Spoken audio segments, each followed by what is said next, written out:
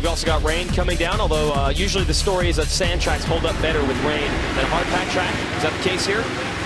Yeah, most definitely. I mean, this place can take a lot of rain, but where we will see a lot of water starting to collect is at the bottoms of certain areas. When there's like a G out down there, around the second turn, actually, we talked during the track walk that it could be a real problem area. Right. And through the old finish line area where there's those deep dips.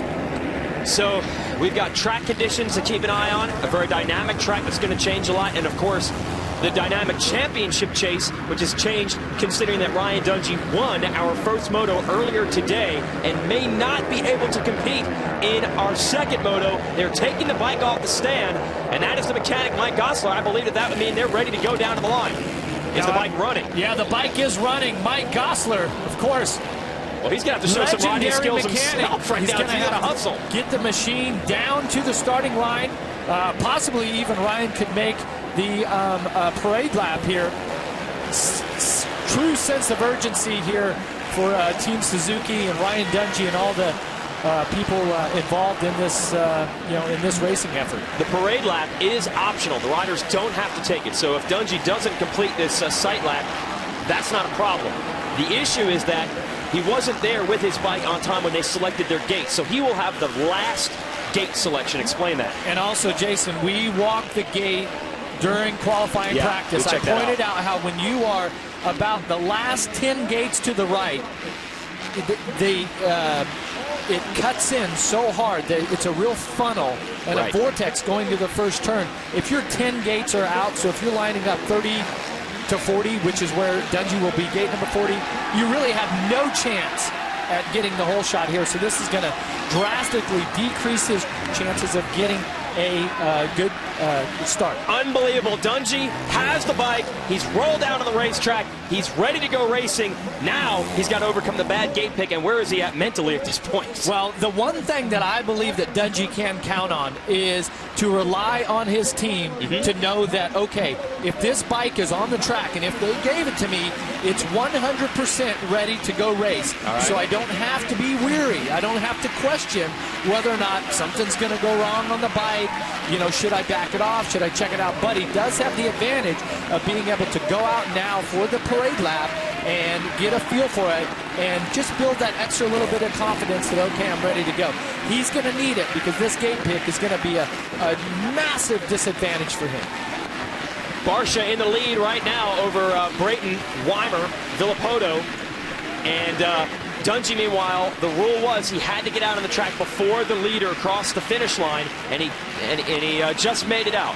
So it's going to be wild here. The way this race is breaking down with Dungey just trying to come through the pack and just try to score some points. So there is Dungey, and like you said, Jeff, he's got to hope that bike is 100% because the worst thing that can happen in a motocross race is that that bike cuts out on the face of a jump or a situation like that, even on a rough straightaway. You're in big trouble. Meanwhile, JustinBarcia out front on a very, very sloppy racetrack. There is JustinBrayton in the number 2 position. And there it is, Barcia, Brayton. And this track, completely different than what we saw. You remember the highlights at the top of the show, the first moto?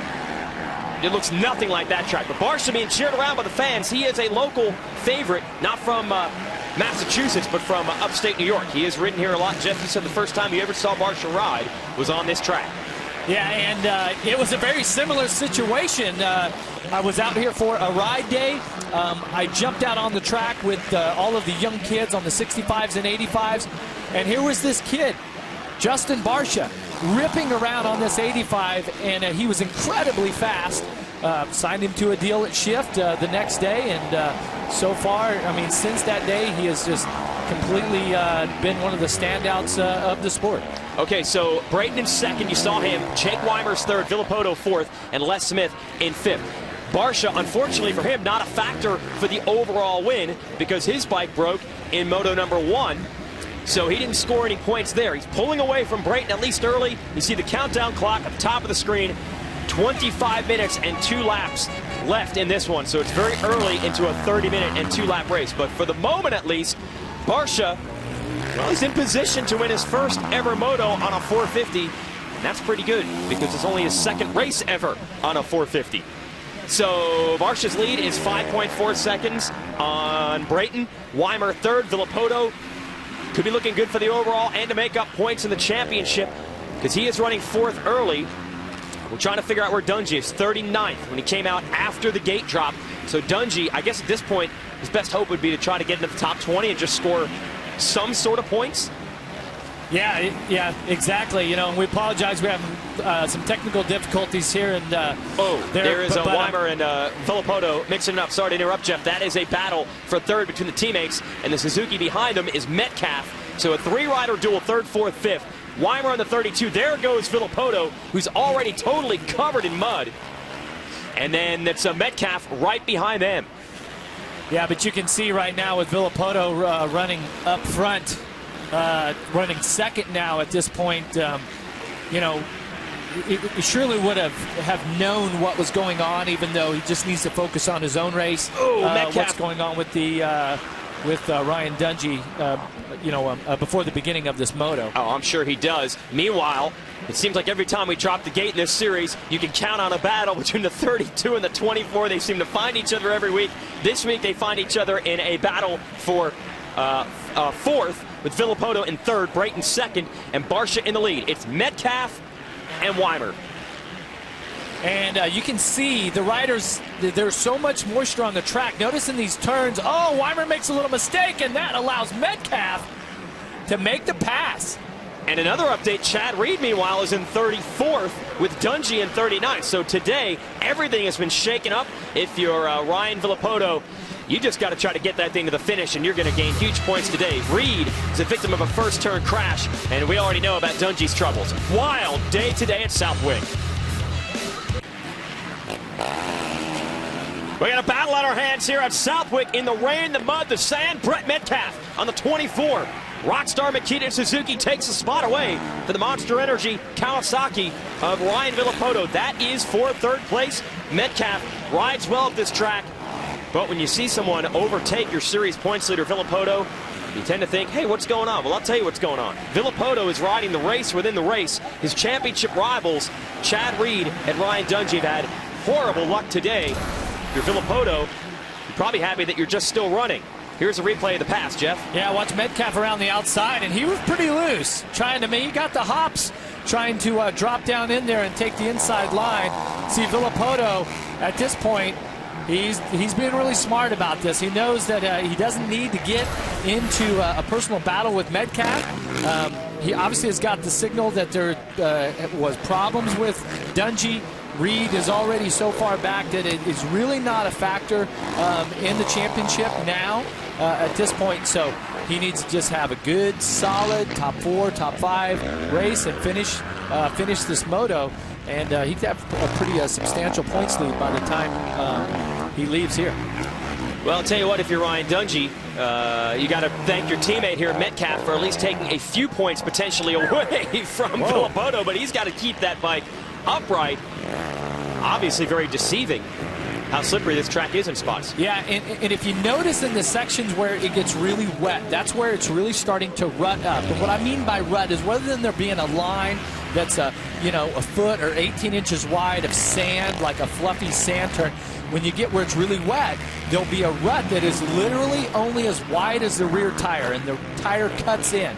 Now, where it gets even more difficult, Jason, is where you get a wet section where it's just water all the way across, because there's actually ruts zigzagging under that, but you can't see that.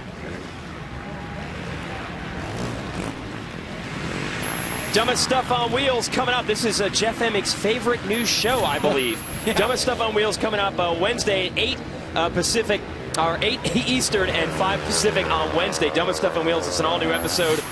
It's the downright outrageous situations, crashes, mishaps, craziest stuff you've ever seen caught on tape. So don't miss more painful lessons the hard way on an all-new Dumbest Stuff on Wheels. Yeah, see, and what they do a good job with on that show is they mix it up, between sport bike riders and kids on skateboards and cars and rednecks and all kinds of cool stuff going on. I hate to insult these guys, but we might see some highlights from that show in this race. This track is so treacherous.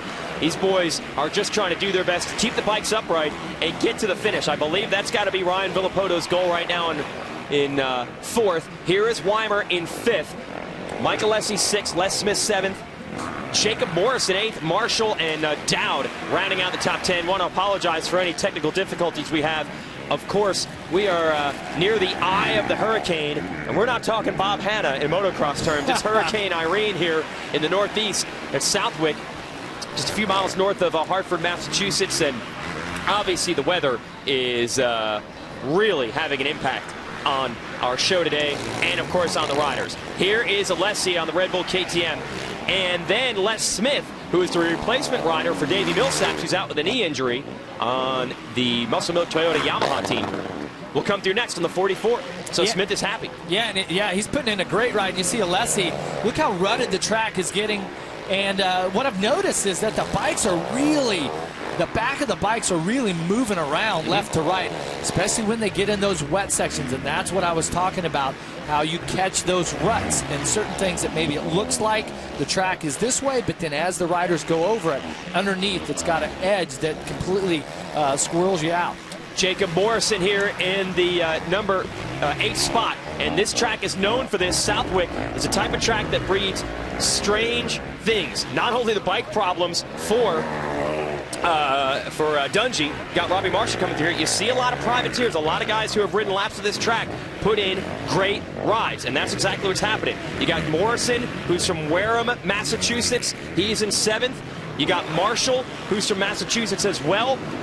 He's in the top 10. So as usual, Southwick, and here's their fave from Chicopee, Mass, to 16 at John Dowd. So you're looking at 3 Massachusetts riders in the top 10 right now. Yeah. Dowd is in 10th, Marshall 9th, Morrison 8th. And you know what's ironic about this situation is these guys have probably raced a local, you know, like NSEC, yeah, NESC, yeah, race here on a local level, you know, maybe a big money, a purse race. Shane Sewell just put the move situation. on Dowd, though. I want to give a shout out to the kid from Indiana.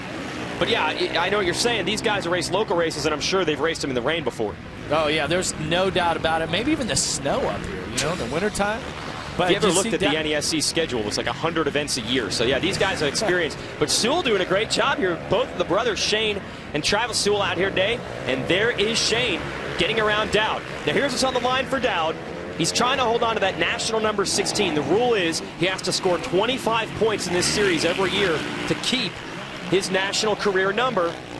He needs to basically finish 10th in the 2 motos today to secure 25 points. He is in 11th right now. And you know what? I believe on my fantasy league on allysports.com that I have Travis Sewell as part of my fantasy team, and it's Shane here running 11th. That's what you meant. You meant Shane. You meant Shane. Day of drama here at Southwick, and more has unfolded. Here is Chad Reed headed back to the pits with his mechanic Lars. Not sure what has happened there to the 22. That makes 2 DNFs for Chad Reed. When's the last time he ever had a situation like that? He throughout his whole career as a rider and even the equipment that he's been on, I mean, he's been Mr. Consistent. Very few mechanical problems, very few races where he actually crashed out, even though he did crash out of the overall here a couple years ago, the year that he won the title. So Southwick, in general, has just not been kind to Chad Reed. Well, hasn't been kind to anybody. JustinBarcia, who is leading this moto right now, should be in position to win the overall for the afternoon if you count both motos. He was running 3rd in the first moto earlier today, but then he ran into mechanical problems and his bike quit. So instead, he finished out of the points. So this kid is looking at potentially a moto victory, but not an overall. But I tell you what, if you're Justin Barcia, you'd be pretty pumped to win a moto anyway. Yeah, I'm not sure that any rider has won his opening one this early when on a 450. 450. Well, mid-season, certainly, I would think. You know, RyanVillopoto went 1-1 in his first 450 race, but that was at the beginning of the year when he had a whole year of testing to get ready. But I'm telling you, it's a lot different for Barcia. He basically just jumped on this bike about 3 weeks ago. And what's interesting, he's subbing for the injured Trey Kennard. That is Trey Kennard's bike through and through. Barcia has not changed a single thing on it since Trey rode it. Aaron, what do you have on the 17? Well, guys, when I spoke to Dan Bentley, the engine development guy from Factory Honda, he had said that they found a mechanical failure. They weren't exactly sure what it was, but they believe it was an electrical gremlin is what they had called it. But they temporarily have fixed the problem. They're going to take the bike back to Torrance, and they're going to diagnose it further there. Wow, an electrical gremlin. You know, That's it was the the bad gremlin. Obviously, you know, there's the nice one, the cuddly one. Gizmo? Yeah, Gizmo's the good one. Gizmo didn't show up today. Hey, obviously, well, okay, I'm not going to comment anymore because that's just showing how old we are. Let's talk about Barcia, who has no idea what movie we're talking about because he is, what, I think 19 years old, one of the youngest riders in this 450 division, and only jumped up to this bike at our previous race at Unadilla, has had a rough go of it in the 250 class this summer. So basically out of the championship picture there, Honda needed a rider for their injured 450 crew. It's like a new lease on life for this kid. Well, and that's, you know, well, let's take a look at the progressive hole shot, and I'll finish my comment because on the 250 this year, Barcia by far had the most hole shots, 7. Oh, yeah. Yep. The next closest was another rider with 2. So he's really good off the start, and that's what he's brought to this Honda team, is being able to put this Honda 450 up front off of the start, just like he's done here in this moto, and put him in a position to win. Yeah, and Chad Reed with a bad start, he ends up going down, and it take us through this, Jeff. Here's your progressive hole shot, and Dungey would have started way to the left on this gate. You see another rider stalled out, and as they funnel in this really tight vortex, Barcia, by the way, had the bad gate pick. Barcia was way on the outside because he had a bad pick with the DNF, and then he comes flying around. And there's Chad Reed in the foreground there, down on the ground. So the one thing we figured is if you had a bad gate pick here, there was no way you'd get a good start. Reed had the bad gate pick because he had a bad first moto. He went down. Dungey didn't even get to the gate, but Barcia did the impossible. Pulled a start from the outside. That's the kind of starts this kid has gotten this year. He has been lightning out of the gate. Let's check in here on Ryan Dungey. He is your defending series champion. He's the man that won our first race earlier today. But this second race has been a complete disaster, of no fault of his own, though. They had to change motors between races. They couldn't get the thing going, and the gate dropped, and the race started without him. He finally got the bike going, luckily, before the leader had completed the first lap. You're able to get into the race as long as the leader has not completed lap 1. They got the bike down to the line.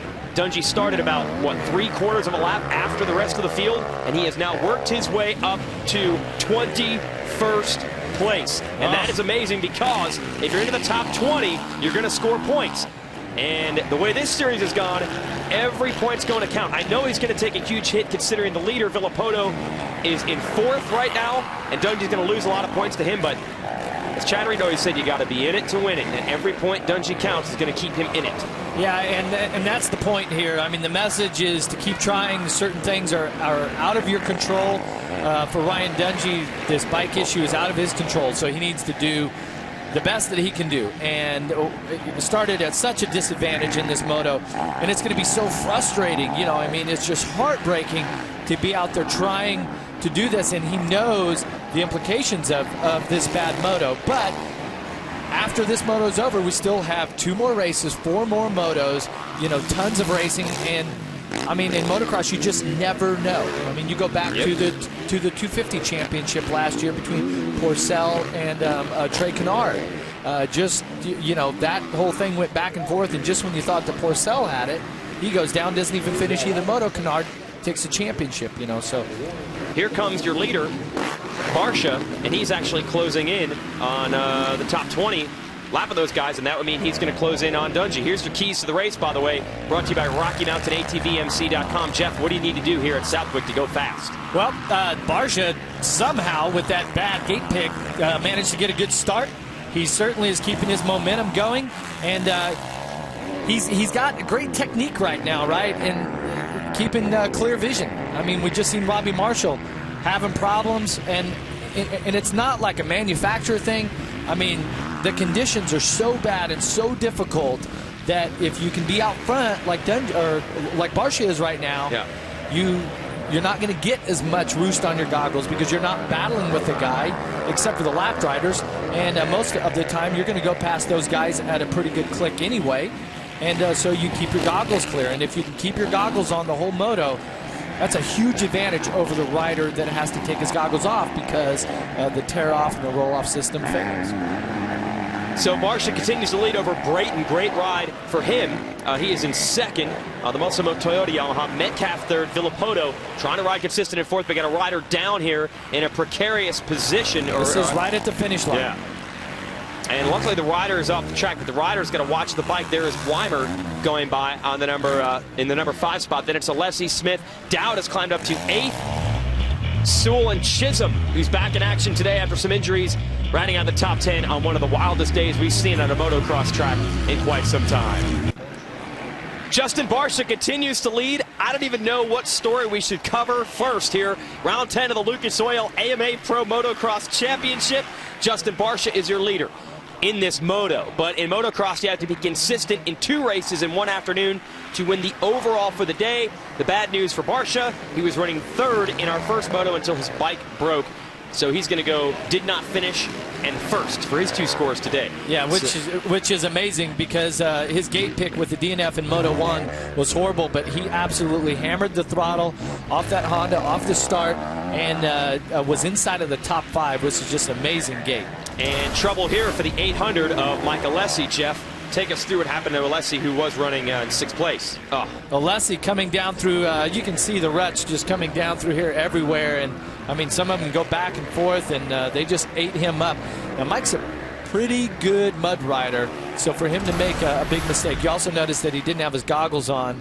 That definitely attributed to his lack of vision and lack of judgment there. So okay, Barcia might win this second moto, but he had a bad Moto1, so scratch him from contention for the overall. So what's the story for the overall? Let's explain this. Our first moto winner, Ryan Dungey, couldn't get his bike going in Moto2. He's coming through traffic now. He's in 13th.